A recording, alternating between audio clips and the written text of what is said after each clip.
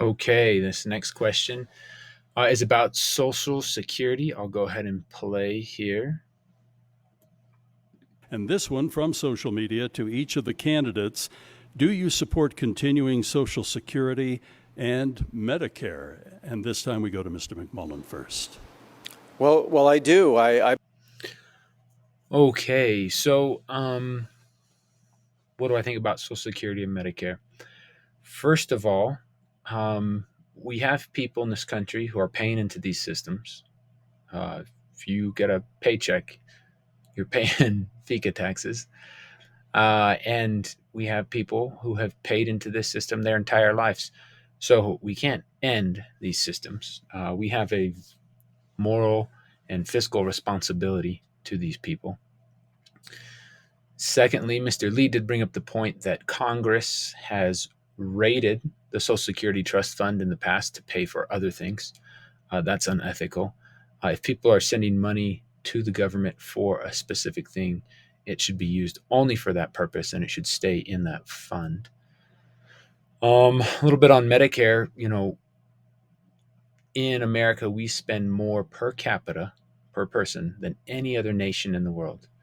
And yet we are far from having the best outcomes. I talk about this quite a bit on my website, jimmyforutah.com. There's a big disconnect here. If we're spending the most money and falling very short in the outcomes category, what's the issue? I happen to know a few doctors. I know that's anecdotal, perhaps, and not a picture of the whole industry. But a lot of them complain about the waste of Medicaid and Medicare. If a patient comes in and they want to bill Medicaid or Medicare, they are held to a rigid checklist of tests and questions and procedures. Sometimes they have to do procedures and do tests that they know are unnecessary and it's a waste. And again, it comes back to this idea of subsidized. When you have a guaranteed payer, that eliminates natural market pressure to have cheaper costs. Why can people go to Mexico and buy insulin at a fraction of the cost that they can buy it here in America? Why can people go to Mexico and have a knee replacement or a a gut surgery? Where you restrict the size of your stomach or take out some of your intestine, some of those weight loss surgeries. Why can people go to Mexico and get those surgeries done, for a fraction of what they're done here? And again, this comes down to free market principles. We have such a regulated and controlled market. We have these artificially inflated prices, and that's because we have allowed the insurance companies, we have allowed corporate hospitals and special interest lobbyists to control the laws being passed in this country that regulate who can provide care, where they can build clinics to provide care, the prices they can charge, and so our healthcare industry is so disconnected from reality. That's why our prices are outrageous compared to the rest of the world.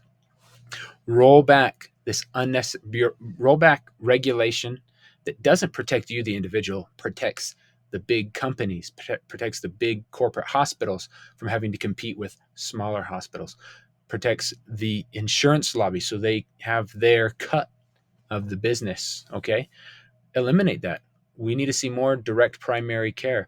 We need to see more drug companies selling, knockoffs of the original drug at a fraction of the cost. Generics, that's the word, not knockoffs. And and all these things will help bring down costs. I think people should be able to opt out of Medicaid and Medicare and Social Security, where you can, hey, if I want to keep that money and invest it myself and opt out of these programs, you should be allowed to do that. The people who are in those programs and have been paying into those programs, we have a responsibility to continue to provide that benefit to them. And,